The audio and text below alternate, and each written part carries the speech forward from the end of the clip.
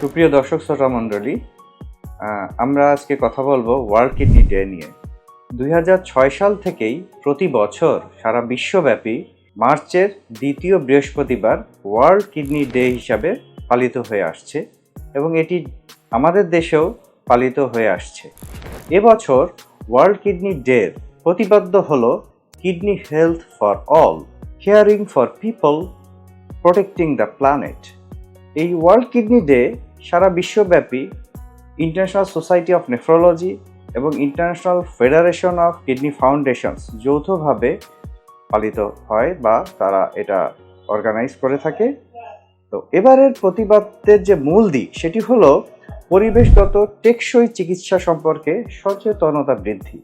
আমাদের অনেকেই হয়তো আমরা জানি না যে আমাদের যেই সব রোগী ডায়ালাইসিস পায়, হেমোডায়ালাইসিস অথবা পেরিটোনিয়াল ডায়ালাইসিস, এই ডায়ালাইসিসের রোগীদেরকে চিকিৎসার স্বার্থে অনেক বেশি পানি ইউজ করতে হয়।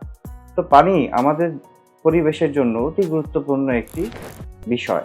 তো এই পানির যে অনেক সময় আমরা মনে করি যে পানির ব্যবহার সীমিত করতে হবে, তো এই পানির ব্যবহার সীমিত করে আমরা কিভাবে আরও ভালো করে চিকিৎসা নিতে পারি, বিশেষ করে হিমোডায়ালাইসিসে যে পরিমাণ পানি ব্যবহৃত হয় এর থেকে যদি আমরা পেরিটোনিয়াল ডায়ালাইসিস বা পেটের ডায়ালাইসিসে শিফট হই তাহলে পানির ব্যবহার অনেকখানি কমে আসবে। একইভাবে আমরা চাই যে সেবায় সমতা, অর্থাৎ সকল নাগরিকের জন্য সুন্দর চিকিৎসা, সমান চিকিৎসা।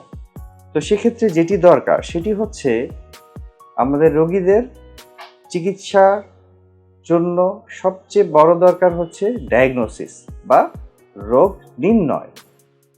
তো যদি আমরা একটি কিডনি রোগ সময় মতো নির্ণয় করতে পারি বা প্রাথমিক অবস্থায় নির্ণয় করতে পারি তাহলে কিন্তু সুন্দর চিকিৎসা আছে, এবং আমরা সুন্দর চিকিৎসা যদি শুরু থেকেই দিতে পারি তাহলে দেখা যাবে যে এই রোগীটা কিন্তু ডায়ালাইসিস পর্যন্ত পৌঁছবে না, বা তার আগে আমরা রোগীটাকে সুন্দর করে চিকিৎসা করে ইনশাল্লাহ ভালো রাখতে পারবো।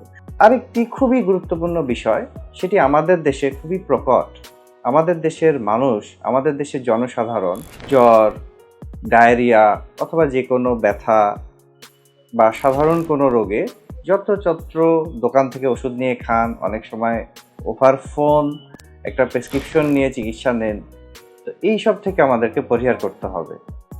রেজিস্টার্ড চিকিৎসকের পরামর্শ ব্যতীত যত্রতত্র ব্যথার ওষুধ খাওয়া, যত্রতত্র অ্যান্টিবায়োটিক খাওয়া এবং যে কোনো ধরনের চিকিৎসার আওতায় নিজেকে নিয়ে আসা থেকে পরিহার করতে হবে।